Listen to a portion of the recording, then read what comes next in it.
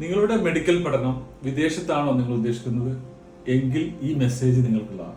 വിദേശത്ത് പോകുന്ന വിദ്യാർത്ഥികൾ അല്ലെങ്കിൽ രക്ഷിതാക്കൾ, നിങ്ങൾ ചൂസ് ചെയ്യുന്ന യൂണിവേഴ്സിറ്റിയുടെയും കൺട്രികളുടെയും ഉത്തരവാദിത്തം പൂർണ്ണമായും നിങ്ങളിൽ അർപ്പിതമാണ്. കാരണം NMC നാഷണൽ മെഡിക്കൽ കമ്മീഷൻ 2020 വരെ പോകുന്ന വിദ്യാർത്ഥികളും രക്ഷിതാക്കളും സേഫായിരുന്നു.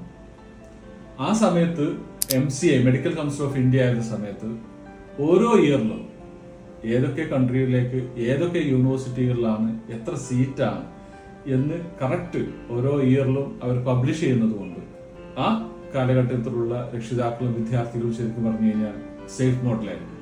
ഈ യൂണിവേഴ്സിറ്റി ലിസ്റ്റ് ചെയ്യുന്നത് ആ കൺട്രിയിലുള്ള Indian embassy through cross check ചെയ്തതിനു ശേഷം. ഇപ്പോഴത്തെ അവസ്ഥ അങ്ങനെയല്ല. കാരണം അങ്ങനെ ഒരു ലിസ്റ്റ് ഇപ്പോൾ ഇല്ലാത്തത് കൊണ്ട് തന്നെ NMC 2021 ഒരു പുതിയ റൂൾസ് ആൻഡ് റെഗുലേഷൻസ് പബ്ലിഷ് ചെയ്യാൻ ചെയ്തു.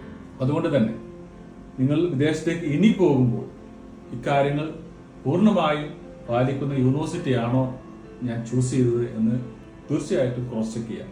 അതല്ലാതെ ഒരു യൂണിവേഴ്സിറ്റിയിൽ പഠിക്കുന്ന സ്റ്റുഡൻസ് പറഞ്ഞതുകൊണ്ടോ അതല്ലെങ്കിൽ വേറെ ഒരു ഏജൻസി പറഞ്ഞതുകൊണ്ടോ മാത്രം നിങ്ങൾ എന്ത് ചെയ്യരുത്, നിങ്ങളുടെ മക്കളെ യൂണിവേഴ്സിറ്റിയിലേക്ക് മെഡിക്കൽ പഠനത്തിന് വേണ്ടി പറഞ്ഞേക്കരുത്. I am Rasheed Ali, overseas education consultant. 21 വർഷമായി വിദേശ മെഡിക്കൽ പഠന രംഗത്ത് സേവനം അനുഷ്ഠിച്ചുകൊണ്ടിരിക്കുന്നുണ്ട്.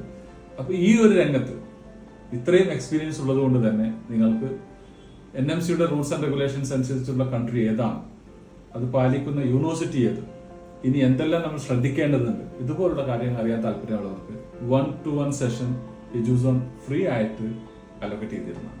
അപ്പോൾ താല്പര്യമുള്ളവർക്ക് ഇതിന്റെ താഴെയുള്ള ലിങ്കിൽ ക്ലിക്ക് ചെയ്ത് നിങ്ങളുടേതായ സ്പോട്ട് ബുക്ക് ചെയ്യാവുന്നതാണ്. Okay, by.